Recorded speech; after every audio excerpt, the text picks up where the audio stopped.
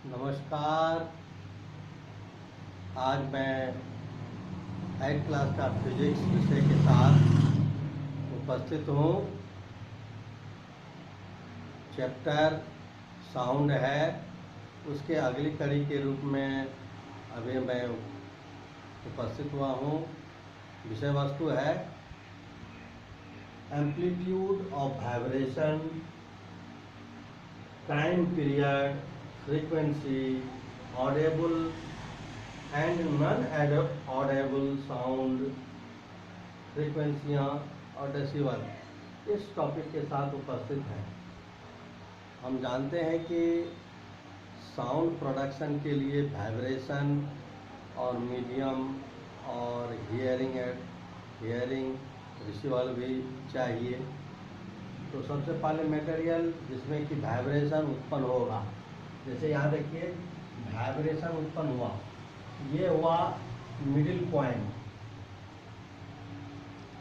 और middle point से यह जितना ऊपर उठ रहा है, गिर रहा है, तो उसको हम एम्पलीट्यूड में नापते हैं। एम्पलीट्यूड अर्थात the maximum displacement of the vibrating object is known as amplitude of the sound. मतलब साउंड की ऊंचाई कितना ऊंचा हो गया, तो साउंड ऊंचा और नीचा, तो ऊंचाई बढ़ने पर वाइब्रेशन बढ़ने पर ऊंचाई बढ़ेगी, वाइब्रेशन घटने पर ऊंचाई घटेगी। तो ऊंचाई अर्थात एम्पलीट्यूड अधिक होगा तो साउंड ज़्यादा होगा, एम्पलीट्यूड कम होगा तो साउंड कम होगा। जैसे यहाँ दिखाया गया है, साउंड क्या है कि एक वेव में चलता है जिसको हम लोग लॉन्गिट्यूशनल वेव कहते हैं। यहाँ कंप्रेशन रेयरर, ये लाउड स्पीकर के द्वारा साउंड उत्पन्न हुआ, यहाँ प्रोडक्शन हुआ, और यहाँ रिसीव किया गया। ये लड़का रिसीव कर रहा है, सुन रहा है और हियरिंग कर रहा है। तो यह कंप्रेशन रेयरफेक्शन के द्वारा आगे बढ़ता है और हम सुनते हैं। इसकी इंटेंसिटी मतलब तीव्रता जितना अधिक होगा, एम्पलीट्यूड जितना अधिक होगा, इंटेंसिटी भी ज़्यादा होगा। इंटेंसिटी कम होगा जब इसकी एम्पलीट्यूड कम होगा। तो एम्पलीट्यूड डिपेंड करता है इसके मैक्सिमम डिस्प्लेसमेंट पर। डिस्प्लेसमेंट हाई तो एम्पलीट्यूड हाई, डिस्प्लेसमेंट लो तो एम्पलीट्यूड लो।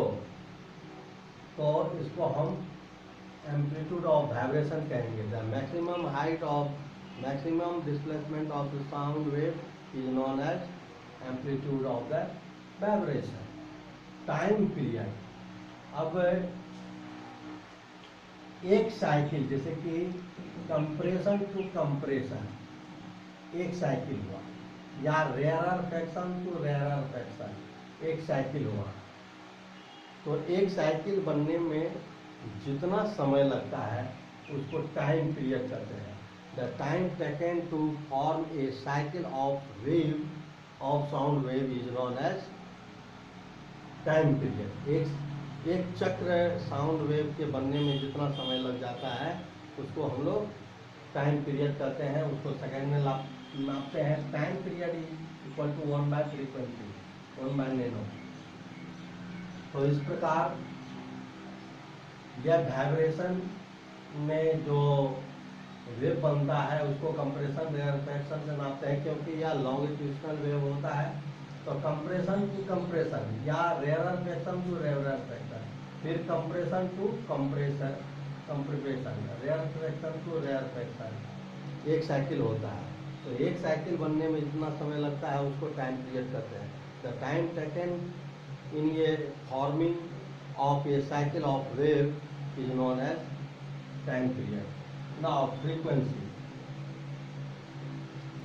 एक सेकेंड में जितनी बार ये साइकिल बनते हैं उसको हम फ्रीक्वेंसी कहते हैं। The number of cycles of sound wave form in A second, okay, otherwise in the other words the number of cycle of the sound wave is known as frequency. It is measured in hertz, जिसको new कहते हैं, new बराबर 1/t। अब है audible sound और non audible, मतलब हम कौन सी साउंड को सुन सकते हैं, कौन सी साउंड को नहीं सुन सकते हैं। तो उसके लिए पैरामीटर है 20 हर्ट्ज से 20,000 हर्ट्ज, अर्थात 20 हर्ट्ज से लेकर के 20,000 हर्ट्ज तक के ध्वनि तरंग को हम सुन सकते हैं। उसके नीचे नहीं सुन सकते, उसके ऊपर भी नहीं सुन सकते हैं। इसके नीचे वाले साउंड को हम नहीं सुन सकते हैं और उसके ऊपर वाले साउंड को भी हम नहीं सुन सकते हैं। तो ऑडेबल साउंड है 20 हर्ट्ज से लेकर के 20,000 हर्ट्ज तक के साउंड को हम सुन सकते हैं, इसको ऑडेबल साउंड कहेंगे। नॉन ऑडेबल साउंड 20,000 हर्ट्ज से ऊपर और 20 हर्ट्ज से नीचे वाले, below than 20 hertz and more than 20,000 hertz is non audible sound. और हमारे कान साउंड की इंटेंसिटी को नापा जाता है डेसिबल में, तो डीबी, जिसको डीबी कहते हैं।